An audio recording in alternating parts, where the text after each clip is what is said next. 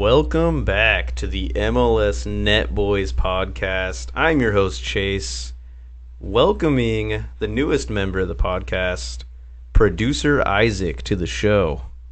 That is me. I am your average, very not knowledgeable soccer fan, and I use the word fan very loosely. Don't know how much Isaac's going to really chime in this episode, but I had a free slot next to me. Isaac's always sitting in on the podcast, helping out with everything, so thought I'd throw him in place of the usual host, Jacob. I have taken his spot. I'm sitting in the captain's chair, and I have handed my mic over to Isaac in return. How does it feel to be on the podcast, Isaac? Feels decent. I think I'll have more to say at the end of this, but I'll be Googling soccer facts while I'm going along this, so maybe throw in a little bit of Prem talk. Feel free to hit me with any of it. Any random league around the world. I want to hear it. Scottish League. But let's just dive right into it. Jacob was solo last week, so I'm going solo this week for the most part. Interesting week around the league with some of the results. You got some storylines, some interesting storylines, the revenge tour of a couple players, some red cards, some high-scoring games. So we'll just dive right in with our first game. We're going to go over New England Revolution beating Toronto 2-0. And I don't know if you know this, Isaac, but the history that I was excited for in this game was Bob Bradley versus Bruce Arena.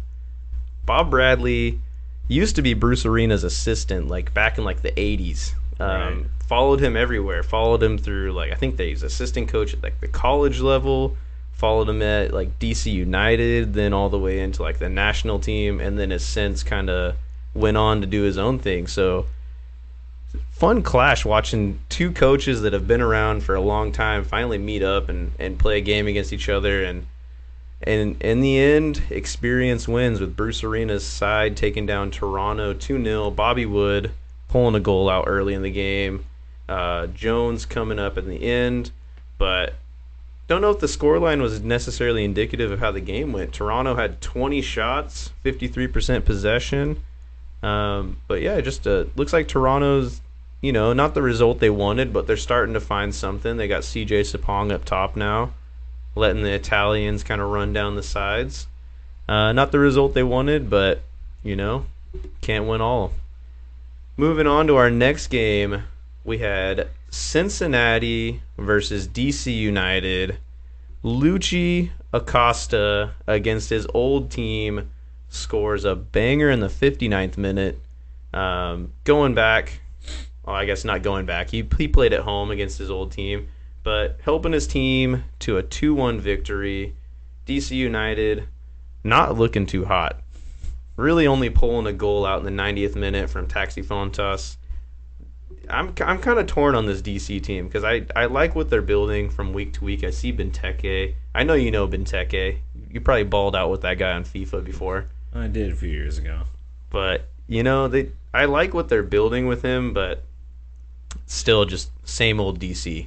Like, what do you expect from this team? Wayne Rooney can only do so much. What's up?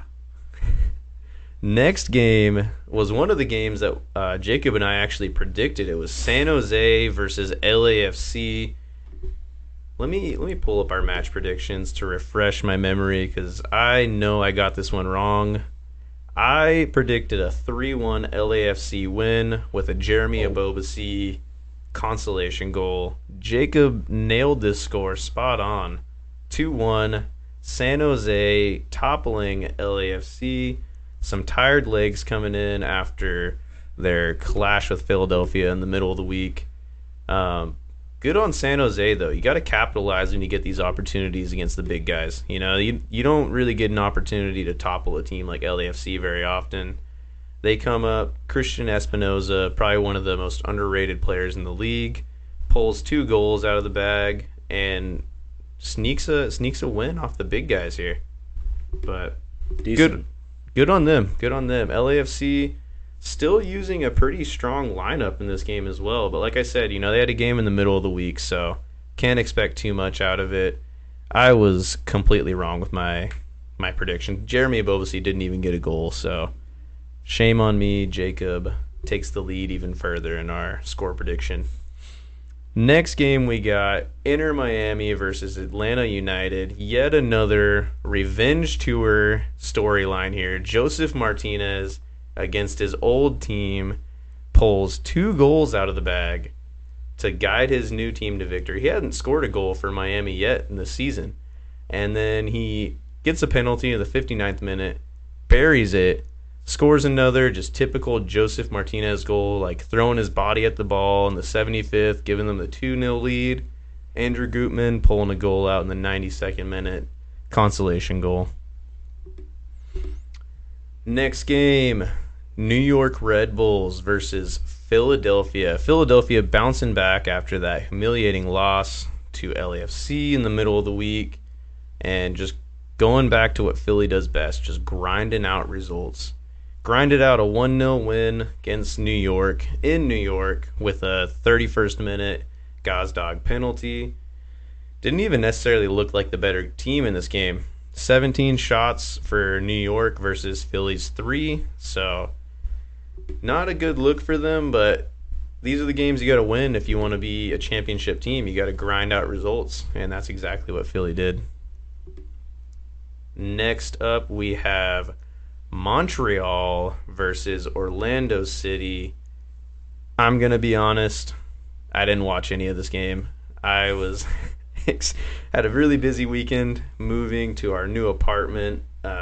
Didn't catch any of these highlights. I caught quite a few of the highlights of the games, but Montreal was not exactly top of my list. Wasn't top of the board for things to do on the weekend while you're moving till 2 a.m.?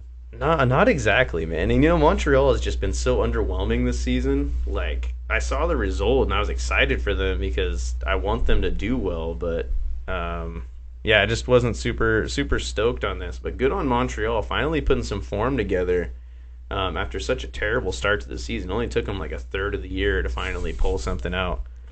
But good on them. Orlando City in shambles. I've seen a lot. I follow this TikTok page called Orlando City Fan TV, and it's hilarious. Like, Oscar Pareja, in my opinion, is probably like, if you were to look at all the coaches in MLS, I'd put him like in that second tier, maybe like A or B tier. Solid coach, really good at developing players. A guy I would love to see in Portland. But Orlando City fans are just like done with him. They're booing their own players, like in the stadium. They're booing their DP striker. When he scored, he like shushed his home fans last week. And it's just not a good look for them right now. And then losing to like one of the worst teams in the league in Montreal, only gonna add some fuel to that fire. And their fan base seems pretty fiery compared to most of them in the MLS. They do have a very explosive fan base. I'm sure if you've ever like seen the atmosphere in their stadium, like all the standing fans and everything is just crazy. Plus that's good, but plus they all are from Florida, so that just adds to the level of crazy. Animals. Moving on to our next game, we had Charlotte beating New York City FC 3-2. Enzo Capetti coming up with 2 goals and an own goal from Ledesma to give Charlotte the 3-2 win. Another game I didn't really catch, but looked like a thriller, honestly. I mean, I like watching both of these teams. New York City, as much as I hate them for what they did to Portland a couple years ago, fun team to watch. So good on Charlotte for pulling a result out, though. Moving on, though, not too much to talk about with that game. And another stinker game that, I'm going to be honest, I saw this. I had some time to watch some highlights and I had some games to choose between. Of course, this is the one you got stuck with. And I did not watch this game. It was Houston Dynamo versus Real Salt Lake, 0-0. All I can say about this is Houston starting to kind of figure out their identity, dominating this game, 61% possession, 16 shots, only 4 on target, so not the best there, but hopefully something they can build from, getting a lot of the ball, trying to create chances, see what you can build with it, but nothing much to talk about there. Yeah. Moving on, next game we have Nashville versus Chicago. And we have Nashville toppling them 3-0 with a Hani Mukhtar hat trick And after this game, actually, Chicago's head coach, Ezra Hendrickson, was fired, was released from his position, unfortunately, which I think a little bit harsh. Chicago hasn't been that great this season. They've been trying to balance their roster. And then to fire him after a 3-0 loss where it was 2 penalty goals and then 1 goal at the end of the game when Chicago was chasing the game. They clearly pushed their team forward. They get caught on a breakaway. Hani Mukhtar slots it away after a block on the first shot. So a little harsh, I think. I think Ezra Hendrickson's a great coach. But when you look at this Chicago team and, Shaqiri's their big guy. Like, Shaqiri's like Right. used to be a great player, terrible in MLS. Man, looks like he's not there. He doesn't really want to be there. So trying to balance a guy that you're expected to put on the field because of how much he's getting paid, even though he's not really contributing to the team, that's a tough ask for a coach. And then when you look at the pieces around the rest of their team, not really anything to be excited about. So, I mean, when you're an organization and you're looking from the top down and you're seeing like, all right, this isn't working, we got to figure something out. It's a lot easier just to replace one coach rather than to replace a full team of players. So, a little bit short-sighted in my opinion from Chicago, but hopefully they pull in a better coach and they can move on from there. Seems like an easy out to do. Just release your coach instead of obviously the. As when people make fun of the MLS for buying an overpriced guy from a different league who was good 6 years ago, that's what they do. They get their one DP, put him on the field. He obviously doesn't want to be there for more than a paycheck. Exactly. I will say though, man has the best calves in the league. Have you ever seen Shaqiri's calves? Those things are freaking massive. Yeah. Moving on to our next game, we have Portland hosting Austin at home for Portland, and they just blow this game at the end of it. They end up tying 2-2. Dario Zuparic and Claudio Bravo both score their first MLS goals for the club. And I don't know, this is just like the story of Portland, man. Like, whenever you look at the lineup and you see Mabiola in there, you know it's not going to be good. I am glad, though, like, seeing Portland finally switch to a little bit more of, like, an attacking style. It's looking a little bit better for us, but, I mean, I don't know. Just we've committed to such a defense-heavy style for so long without good defenders. It's pretty obvious why we have the most goals conceded in the league right now. I think we've conceded 18 goals across, 11 games now? I think we're around 11 games. But I don't know exactly why Zach McGraw was dropped from this game. I don't know if he had a knock or anything. It must have been that because he wasn't even in the 18. But, holding on to a 2-1 win and you have Mabiola in, you just know there's going to be some stupid mistake. And this one came from, instead of it being shot and just through his legs, it's a whipped-in cross. He loses his marker, does like a half jump, and it just goes over his head. And then Will Bruin just like heads it into the back of the net in the 92nd minute. But I'm not going to talk about Portland too much. I think me and Jacob do that enough when we're together, so I'm going to move on from this game. And next up, we have yet another revenge tour storyline here. We have LA Galaxy versus Colorado. LA Galaxy at home losing 3-1 to the Rapids. And the revenge tour I'm talking about here, in case you didn't know, producer Isaac, was Kevin Cabral, forward for Colorado, was an LA Galaxy player and was traded to Colorado this past year. Really, really talented young guy that's just gone through like these hot and cold streaks. Kind of think like a Dairon Asprilla type, but in LA. And LA moves him on. They decide he's not a good fit for their club. They got Chicharito, they got Joveljic. They don't really know exactly how to use this guy well. And he's kind of been hot and cold for Colorado so far. But man turns up for this game. There was one point I was watching kind of portions of this game. There's one point where he's like inside the 18, like LA Galaxy's 18, and he's like 1v3 with 3 defenders, and he's just doing skill moves. It's like when we play pro clubs and our buddy Ben gets the ball and just starts flicking the stick around. He's just doing skill moves and like sending the defenders all around and then chops it to his left foot and fires a shot that's saved. But Game goes on a little bit later. He scores a goal for himself, and he goes and celebrates in front of the LA Galaxy fans by holding the back of his jersey up so they can read his name, and then shushing them before blowing kisses at them.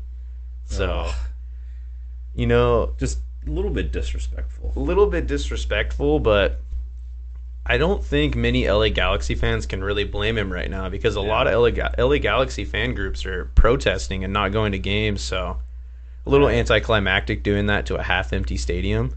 But I mean, they're just as upset with the organization as he is probably, so they can't really be too upset with him. But it must feel great being Kevin Cabral, a young foreign player in the league, going to your old team that didn't really give you. I mean, they gave him a couple years, but not giving him enough time to really settle and giving him that spot to grow. And now he can go back there and show them what they're missing. Should have just done a Fortnite dance on him. That would have been. That's I think even more sent off the disrespectful field if you do that. That's even worse. That's way worse. Moving on to our next game, we have Vancouver versus Minnesota. Vancouver edging this game out at home 3-2. Brian White getting 2 goals, Simon Betcher with 1. And it's looking good for Vancouver. They got both their big guys up top finally scoring goals. I'll talk about this team a little bit more later on, but I watched the highlights and they looked solid. Just the way they're defending as a unit and the way they attack, they're looking good going forward. Minnesota, a little bit unfortunate. I think they were really close to clawing their way back into the game late. Their striker John Songbin, I'm sure I butchered that. He scored a goal in the 65th, and then like the 92nd minute, last opportunity they had, he just hits a curler that almost nestles in the top right and goes right past. But keeper was stranded, didn't even know it was going by, and almost levels the game right at the end. But big news for Minnesota, though. Emmanuel Reynoso finally returns for preseason, even though preseason was about 3 months ago. Man has just been who knows where, doing his own thing. Emmanuel Reynoso, for those who don't know, is Minnesota's star player. Highest paid, designated player, and at the beginning of the season, during preseason actually, he didn't report back, and he's just been missing. Nobody knew what was going on. Then they found out with some visa issues apparently, and he was still off, just kind of doing his own thing. It became clear that he didn't want to come back, and now he finally returns to the group, and must be interesting in Minnesota, in that Minnesota locker room right now. I was going to say, what's the locker room like? This guy's on a cruise or something. Can you imagine, like... Yeah, my visa doesn't... I can't get it back, man. Like, that's like showing up to work and you've just been, like, doing somebody else's job for, like, 3 months, and then finally the guy shows back up and just, like, collects, like, your raise or something. You're like, oh, my buddy in Portland actually got a, positive COVID test, so I can't go to work for 3 weeks. I still want to get paid, though. A little interesting. I'm curious to see how how they're gonna move on from here, because I don't know. You've seen different organizations handle this in different ways. You've seen organizations just cut players loose when this happens, just buy them out of their contract. You've seen other organizations re-welcome them into the fold, and they become productive players. So we'll see. But I think with where Minnesota's at right now, they need that firepower to go forward. So I would likely see him back in the lineup in like a month or so, I'm guessing. Moving on to our last game we got here, Seattle versus Sporting Kansas City. Sporting KC were winless before this game. They were down on their luck, and they go to Seattle and they edge a result out 2-1. You love to see it. I was talking a lot of crap about this Sporting KC team. I thought Peter Vermees was well past it. I mean, I still do. I mean, they're not doing too hot. But, he looked like he got these guys fired up for this game, finally. I mean, they've just looked defeated all season. And if they go down a goal, they just kind of throw their hands up. They just fall apart. But this might be the type of result where Peter Vermees can finally get these guys really pulling in the right direction. I know there's been some talks from fans about possibly replacing him. I think that's tough to do since he just signed like a 5-year extension or something, and the dude's been at the club for like 15 years already. Jeez. Um, so I don't know. I mean, when you think about it, like Peter Vermees is without a doubt one of the most influential coaches in MLS history. He's been around forever. He was like the first guy to really implement like a 4-3-3 like pressing system. Um, but this year has kind of raised some eyebrows of maybe he hasn't evolved with the league, or maybe Sporting KC hasn't evolved with the league. But I don't know. Maybe this is a result where he can finally move on from there. Yeah, they've played 11 games, 1 win, 3 draws, 7 losses. Not good enough for Sporting KC fans. There was Jeez. supposed to be one other game this weekend. That was FC Dallas versus St. Louis. Game was suspended, so that'll be played at a later date. Um, but yeah, that is all of the games this weekend. Pretty eventful weekend in MLS. I think I missed a couple of our match predictions. I think I only talked about one. So I'll go over our match predictions. Jacob and I also predicted for the Philly and LAFC CONCACAF game. I said Philly was going to win 2-1. I was speaking with my heart. Jacob said LAFC 2-1. LAFC ended up winning 3-0, so he gets 1 point from that. We both predicted the Miami Atlanta game wrong. Jacob said a 2-2 draw. I said a 2-1 Atlanta win. Ended up being Miami winning. Jacob absolutely swept me on these last 2 results. He predicted the San Jose and LAFC game correct, 2-1, and then he predicted Cincinnati and DC correct, 2-1 as well. So for the season so far, Jacob is sitting on 26 points. I'm sitting on 14 points. Oh, It's looking rough, man. I've been predicting with my heart far too much. I've been out here letting my heart dictate what I'm thinking. I want the storylines. I want the revenge tours. I want all of this, and I need to just think with my head. go back to being analytical. Exactly. Which is a good segue to what I'm going to be talking about today. It's going to be a little bit of a shorter episode, a little crunched on time. Don't have Jacob here for me and him to banter about the Timbers and random MLS players for the next 45 minutes.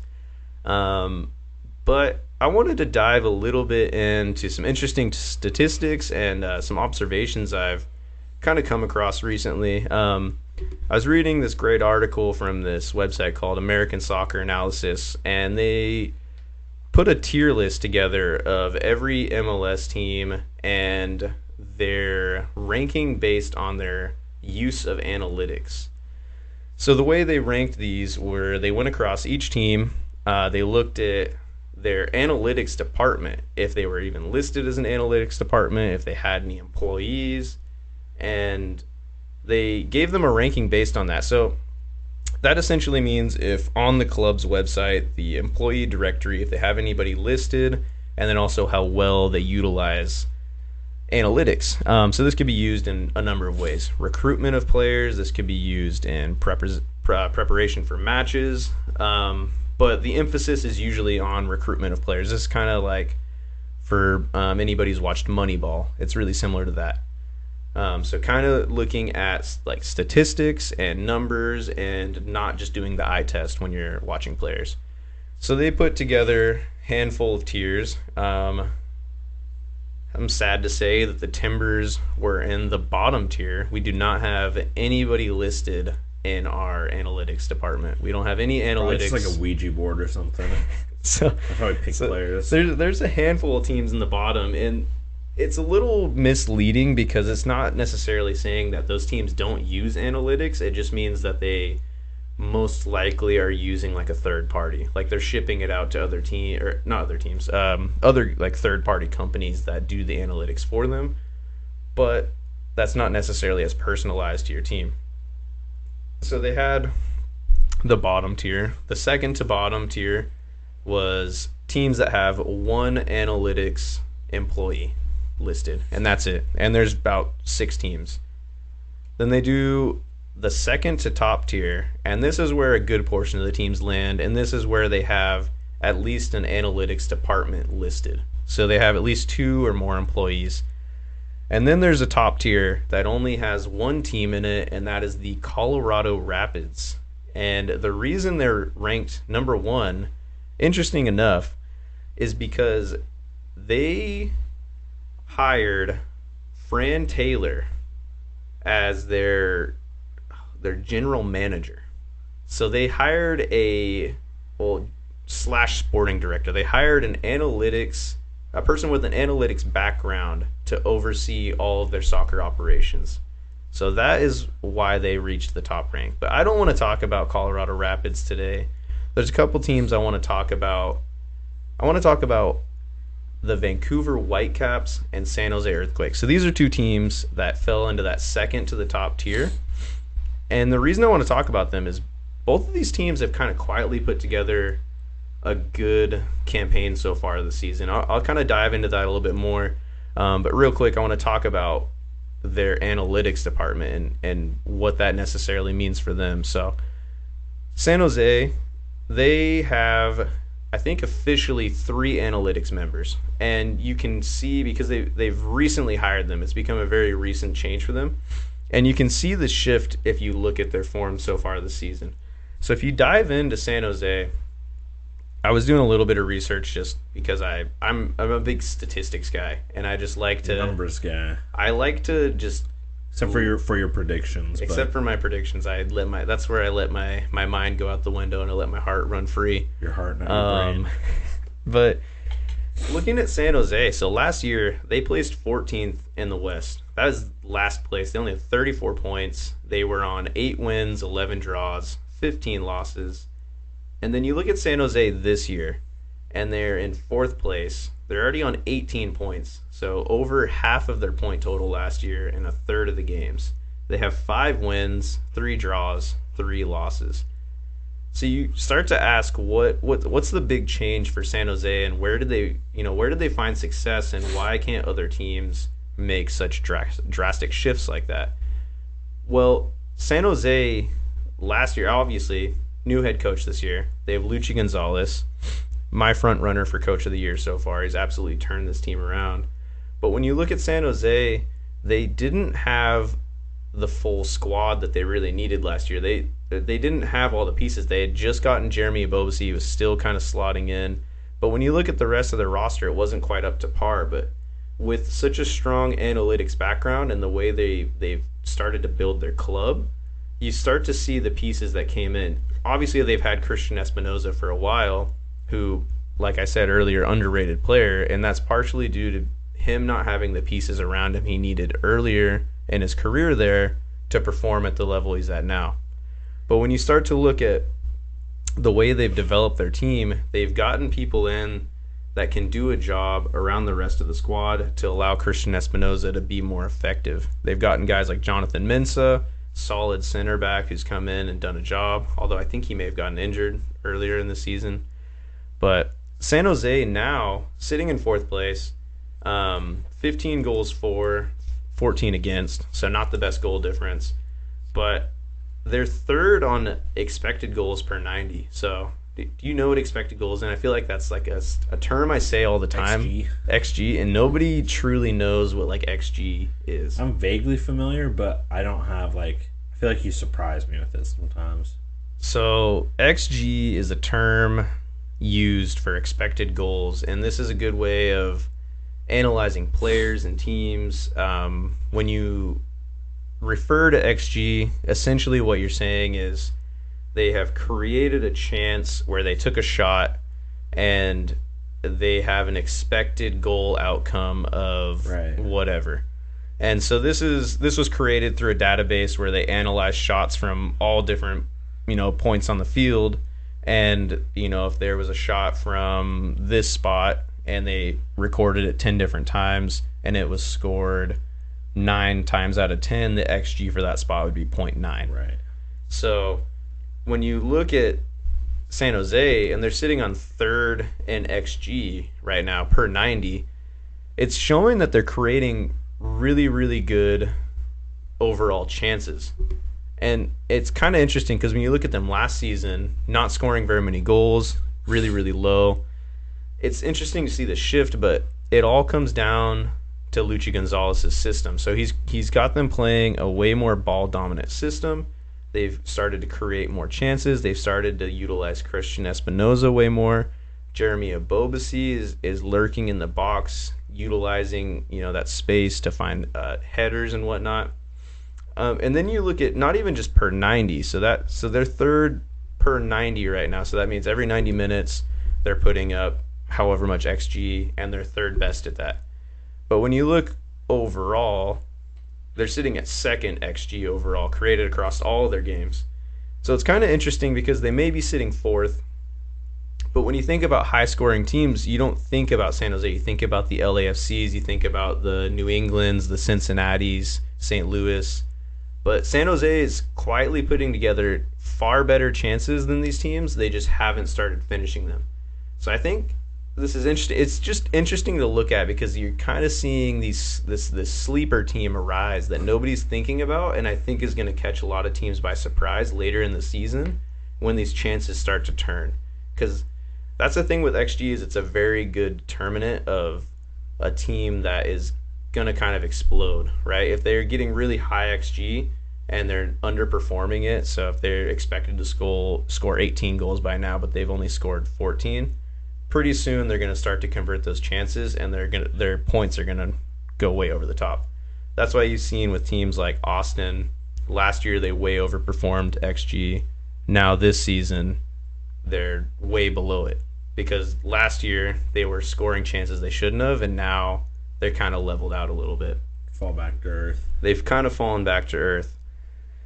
The other team I wanted to kind of discuss here was the Vancouver Whitecaps. This one's a little bit more of like a kind of outreach.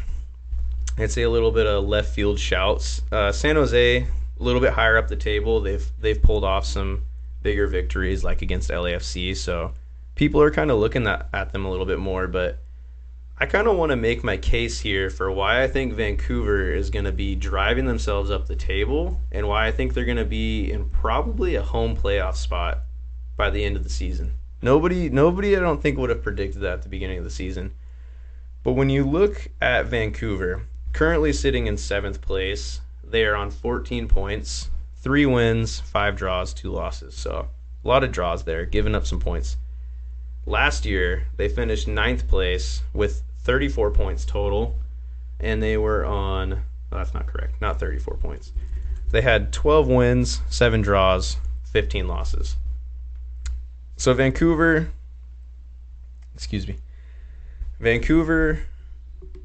obviously in a better spot than they were last season already, kind of putting together some form. But what I really want to talk about that's so interesting to me is when you look at their XG, they are first overall for XG per 90, even though they've only scored 14 goals, which I think 14 goals scored would put them like middle of the table if you're just ranking it on goals scored.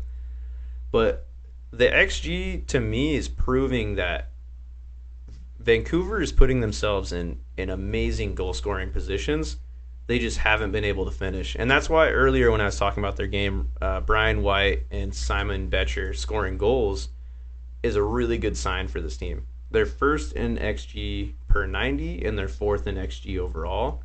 They're putting themselves ahead of teams like LAFC, St. Louis, Cincinnati, and that's a good sign of a team that's going to heat up. You see teams like St. Louis that are starting to cool down a little bit. I think they have like 1 win in their last 5 games. And that's primarily due to St. Louis overperforming so much. They've been scoring from goals that, positions that they shouldn't have, or getting the ball passed to them by the opposing defense. But bear with me. I know this is kind of a stats heavy episode that some people might get lost in, but when you look at Vancouver and you kind of think, okay, well, we've seen Vancouver go through these peaks before. You've seen them get hot for a little bit and then they just drop off like they did last season. They had a hot streak and then they fell off. They missed the playoffs. I think a lot of people might be underestimating this team, and primarily I think that's due to Vanni Sartini, right? That's their head coach, and the way that he set this team up. So Vanni Sartini If nobody really knows, he came in as a caretaker manager for Vancouver 2 years ago, and he was just on a temporary thing. He ended up getting them into the playoffs, ended up losing out right away, but he had a full season last year. Everybody had really high hopes in Vancouver for him. Didn't live up to expectations, finished ninth place. So I think a lot of people have forgotten that Vanni Sartini is still a good coach, and he's getting this team. He's only had one full season to get this team where they need to go. But when you look at his coaching style, Vanni Sartini is a very big, firm believer in zonal defense. So zonal defense, I think a lot of people, when you hear that, you think zonal marking for set pieces. So if you have a corner kick and you're doing zonal marking, you have everybody in their set places. They're not looking at the opposing players. They're looking at the ball. They're in charge of their zone. Vanni Sartini takes this not only for set pieces, but as a whole team to defend. So this is how he sets his team up defensively. They have their zones, and they stick to them, and they defend their zone, and they let runners move in and out of zones without tracking them. This is very similar to. This is kind of a far reach, but anybody who knows Rinus Michels, he is the founding father of total football, who was later crowned by Johan Cruyff. But it was kind of his, like, one of his pillars of football. A lot of people champion everything he did for soccer going forward and how they attacked and how it was very free flowing. But when it came to defense, he was a firm believer in zonal defending, and you saw this kind of translate as well to the Italian game. Rinus Michels was a Dutch person, Dutch man, whatever, but zonal defense became a big aspect of the Italian game, which Vanni Sartini is Italian. So when you look at him, it kind of makes sense. He's said before in interviews he draws a lot of inspiration from guys like Maurizio Sarri. And that's where his system comes from. So this, in a long-winded way, let me get back to my point here. I'm kind of just ranting now. The reason I think Vancouver is gonna start to heat up is this zonal defense primarily relies on excellent communication and amazing team chemistry. Something that Vanni Sartini did not go into when he took over Vancouver. They were in a bad spot. They were trying to push for playoffs, never really reached it in the past few years. And he kind of got them there just on that new manager bounce, failed the next year. This year, I think he's finally got the locker room where he wants it. He has guys gelling well together. He's got the defense playing how he wants. And they've become way more solid of a team. He's got them defending so well that when they get the ball, they can attack and explode like he wants them to. They have Julian Gressel, who's one of the best crossers on the field, and they're creating amazing chances. They just haven't had the forwards to finish it. So, and yet another long-winded callback. I see Isaac's eyes glazing over. Vancouver, for me, is going to be pushing for third or fourth place this season. I'm going to stamp it right now. That's bold. I'm going to stamp it right now. After everybody has fallen asleep or turned this podcast off, I'm going to stamp it. Vancouver, please support me. Please support the podcast because I am supporting you guys. But yeah, that was my long-winded take of the day. Jacob wasn't here to stop me from ranting about stats and making fun of my talk of progressive carries. Just Chase unleashed. This was me unleashed. This is me after no ball and chain. I've drank about 16 ounces of Red Bull before I came in here. And we're not even doing beer anymore, just caffeine. And I am just fired up and ready to talk about random intricate details of soccer and why it gives me the opinion that I have. I wish you would have had a marker and a camera just to start marking up a whiteboard. If I just look like a crazy man trying to solve a murder or something, just have the pictures with strings attaching them. But yeah, that was my my quick little statistical analysis and kind of what I think, and I hope everybody enjoyed that. But before we finish up here, we have a couple match predictions that we want to go over for the next week. I told Jacob what matches we're going to go over, so you're not going to see any U.S. Open Cups in here. It's going to be purely MLS. First up, we have Chicago versus St. Louis, the first ever Chicago and St. Louis rivalry match. I've been seeing a lot of ads lately that Chicago's been putting out, like trying to hype this rivalry up that I think not many people knew about. But they're surprisingly close. It's about the same drive time as it is for like pretty similar for like Portland to Seattle. Maybe Portland, Seattle's a little bit closer, I'd say. Weird. But Jacob went ahead, said St. Louis was going to win this 2-0. I said St. Louis 3-1. Obviously, neither of us are very high on Chicago after losing their head coach. And St. Louis is looking good. Chicago 1-0. Producer Isaac coming in with a hot take. Hot take. I'm tired of seeing Ravioli Boys on. I just don't want to see them anymore. You don't want to see the team with the dog food sponsor on their chest to just win every game. If you could punch one MLS player, why would it be Jared Stroud? I was gonna say you already know it was gonna be Jared Stroud. You know, that would be a good segment if I could just go through each year and talk about what player I hated the most from that year. It would probably be like there'd be a lot of like Ozzie Alonso, despised that guy, and then it would just be like, yeah, this year would be Jared Stroud, without a doubt. So everyone else I can make peace with, but Jared Stroud's just a little baby boy.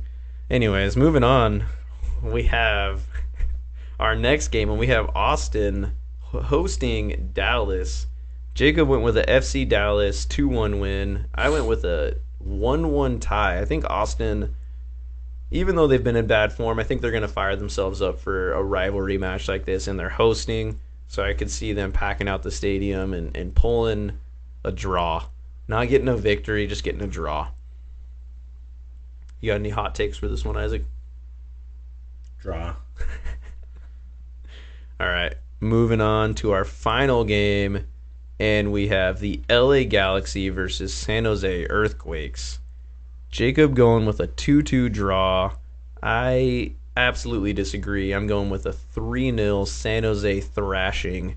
LA Galaxy is in a terrible, terrible way right now. They're looking not good. I think San Jose is going to go to LA and just smash them. Any hot takes on that one? 2-1 San Jose. Respect.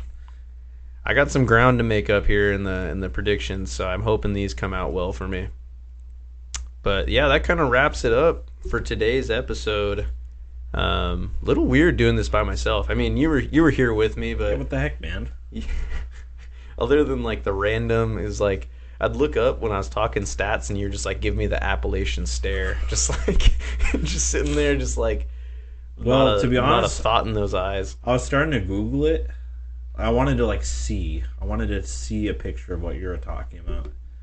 And then I just got lost in the pictures. And then I looked at you and I was like, I forgot what we were talking about. I was very deep in the stats before this, and I had to limit myself on what stats I was going to talk about because I was like moments away from diving into like non-penalty expected goals and Oh God. like the whole team's progressive carries and what that means for the system. And dude, I was fully prepared to really dive carries guy. I am. Or progressive passes. That's honestly, progressive passes is a very good indicator of a team's style of play. But I didn't want to dive into that too much. Just Chase Unleashed. This is. But that has been the show. That has been MLS Net Boys episode 11 or 12, maybe 13. 13. I don't know. We're in the double digits. 12 or 13. We've been doing this for a while now, as it feels like it's been forever. You have anything for the people before we call it? Not really. Fair enough. Hopefully Jacob gets home safe. We will be back to our normal, setup next week. Producer Isaac will be off the mic, unfortunately. But we will be back next week. Thank you guys for listening, and Keegan Hughes, come on the show.